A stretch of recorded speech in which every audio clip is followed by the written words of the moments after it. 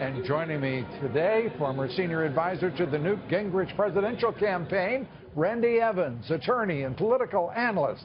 Gayle Trotter, good to have you both with us.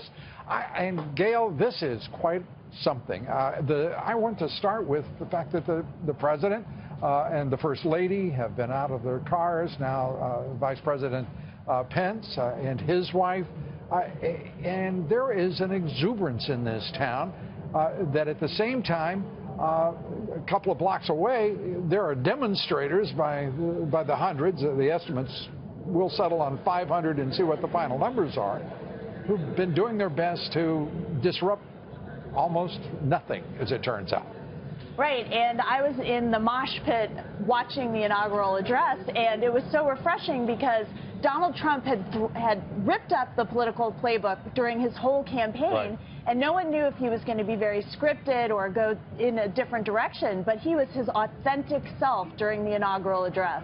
And Randy, that speech, that was extraordinary. It was truly a great moment. It was a great moment for America. It was a great moment to be a citizen. And if you couldn't feel pride, if you couldn't believe in a better future after hearing that, you're not going to be able to do that, because he drew the contrast with simple, plain talk, which said, enough of the poetry and eloquence. Let's talk about real results, real dreams, and a better future, making America great again. He did a great job.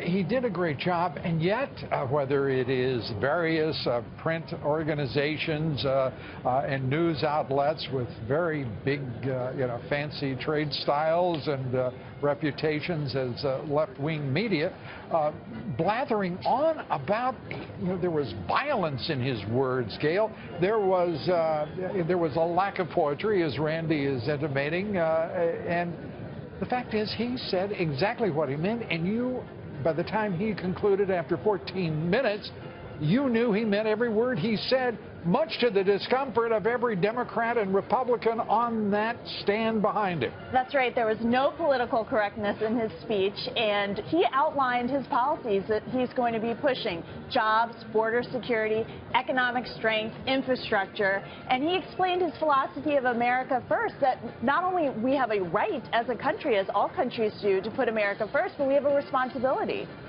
One news organization referring to his expressions and his speech, Randy, as Hitler-like.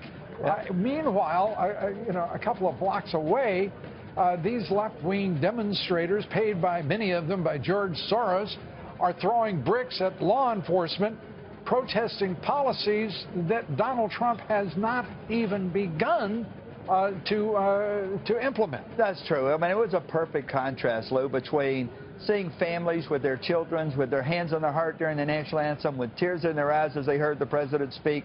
Contrast that with people wearing masks and throwing rocks and stones and breaking windows and setting fires. But the one thing that I thought was funny, even from one of your fellow Fox colleagues, they said it was a masculine speech. I don't know what a masculine speech is, but let me just say this. It was not leading from behind. It was leading from first. Make America first. Lead from the front. Lead from the front. And by the way, Donald Trump would be uncomfortable any place other than the front. I can't imagine even the fantasy would occur to him of leading from behind. And he puts himself out in public. He steps out of the limousine, the presidential limousine. He and his wife Melania, the first lady. They are standing before the American people, expressing their thanks, their confidence in the future. It is a wonderful, wonderful image for the American people. An American people who, for the first time, have heard from a president of the United States in an inaugural address say, it will be America first. That was his declaration. Do we have that sound? Because it is truly a compelling moment in what was a very compelling speech. Oh, I'm told apparently do we have that? No. The answer is no, we don't. Well, he's the people's president. Right. You think of Princess Diana being called the people's princess. He's the people's president, and his speech was all about power to the people. And he's challenging the Washington cartel. Democrat, Republican, it doesn't matter. He's going to change it up. Now, you're a member of that cartel, Randy. Thanks a lot, Lou. I love you too, buddy. All right. We keep it real here on, That's right. on Lou Dobbs tonight. I am on the Republican. He's also a great American, by the way, right. folks. I'm on the Republican National Committee, but I think everybody has to step forward here. But I do want to just say this to you.